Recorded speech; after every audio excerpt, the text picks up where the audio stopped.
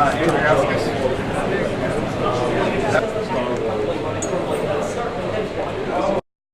say welcome to the University of Albany. Thanks for coming to join us on this. This is one of the highlights of the year. We first did this a year ago, and the amount of creativity and fun that people have during the week that translates into some neat products and neat games at the end of the weekend was just so much fun last year. Okay, so we have hobbyists and independent developers over here, students, and these are professional game developers.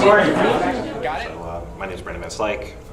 I'm a chapter coordinator here for the Albany IGDA chapter and game designer at Vicarious Visions. My name is David Allen, and I'm the coordinator of the Albany location of the Global GameJam. And I'm also a project coordinator at First Playable Productions in Troy.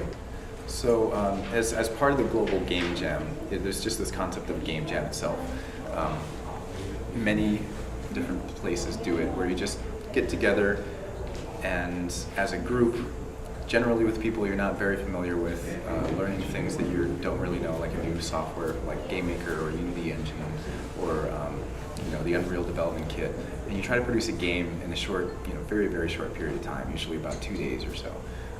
So that's kind of the whole idea, is just to really get outside of your comfort zone, and it ends up being a really interesting growing experience, just challenging yourself to do the best that you can in a very short period of time.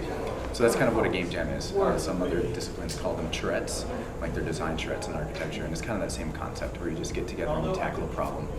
Everybody works on the same theme usually. You don't find out what the theme is until you start the game jam, because that's part of what the game jam is all about, is just reacting to something as a group.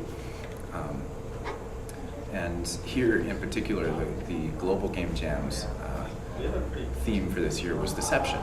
So that's open to interpretation. Everybody always has their own take on it, and sometimes you have things that you wouldn't think would come out of that particular theme that are very interesting and entertaining. There is also some side requirements, you could call them, constraints, where you have to include either rain, a plane, or Spain in your game. I read that as a game. I think so. It's like I'm setting his lights to start little there, and then they come back together. If there's background behind him. Oh, yeah, that. How about you that make true. the other guy as a shrink to make that guy? Worst gets better. I mean, I've been involved sort of with the organization since 2003. It's going on about 7 years now, and it's been a great resource for getting to know the local developers in the area and just sort of building a network of both professionals and friends.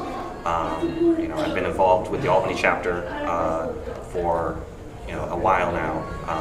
Before that, I help out with the New York City chapter and their events and things like that. And it's a great resource for learning about game development. They throw lots of different events, everything from speakers and picnics to stuff that's on a much larger scale, like the Global Game Jam here. So it's a great organization to be a part of. This is just another example of that.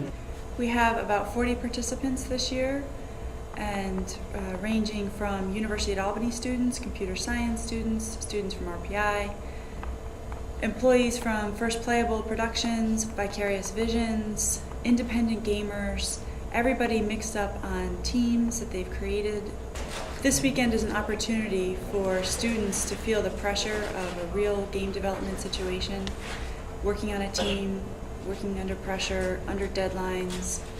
It's an opportunity for everyone to try applications they don't normally use. A lot of people say, this is the chance for me to try a development environment that I've never used before and just play around with it. Here's so going straight. That's why it just keeps going in that one direction. Then we press this, the keyboard event goes off and it changes it to something else, and then it keeps going in that direction. What happens on Sunday during the Global Game Jam is we will have, during the beginning of the day, people will be finishing up their games and putting, basically polishing up and creating content.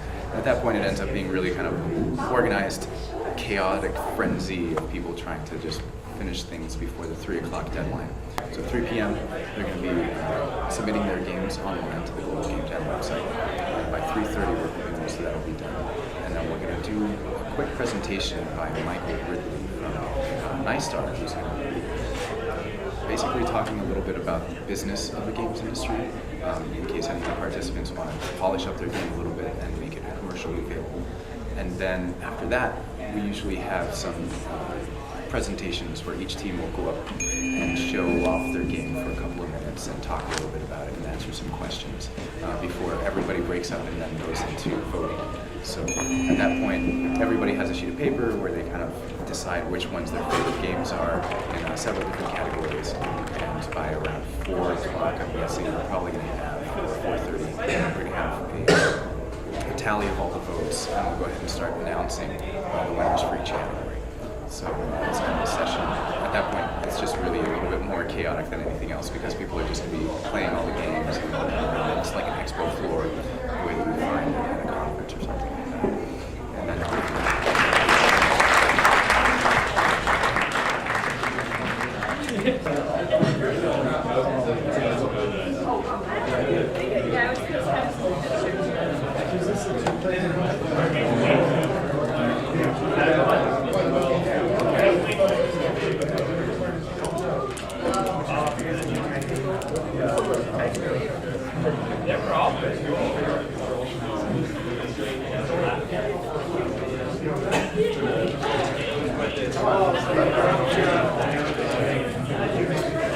just give them to me. Anybody who's finished their ballots, can just hand it to me.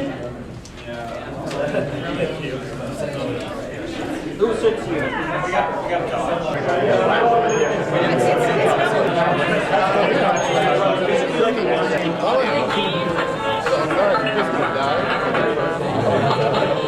yeah, we've been working on it.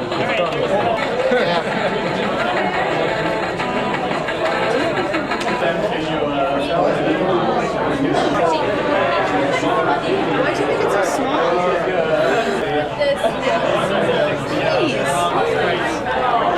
Into space! Now it becomes like The second half of the game is a murder mystery. That's our deception. That's fantastic. So he I don't know what this has to do with Spain, but alright. I like the little post-its. All right, so we had 43 ballots cast, and to be honest with you, there were a lot of good games in here, and some of these awards don't really kind of show first and second place overall, but there was a really close tie in first and second place between, we had Ole at 44 votes total, and The Sun Always Lies at 55. So that was the closest. Everything else was a little bit lower than that. And with that, we're going to start doing the awards that basically starting with the individual categories, and then we'll build up to the best all around. All right? So at Artistic Excellence, we have hats.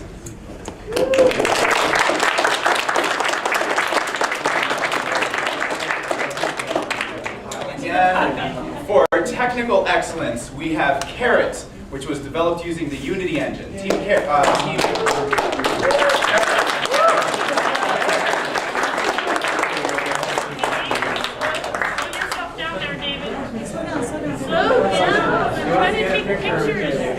Alright, you guys. Oh, nice looking at me. Alright, now. Categories we have Design Excellence. The Sun Always Lies.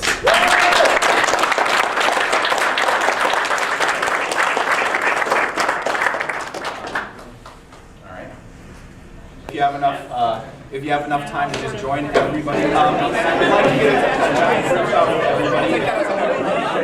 All right, so the camera. But either way, everybody in the chair will be one more down. So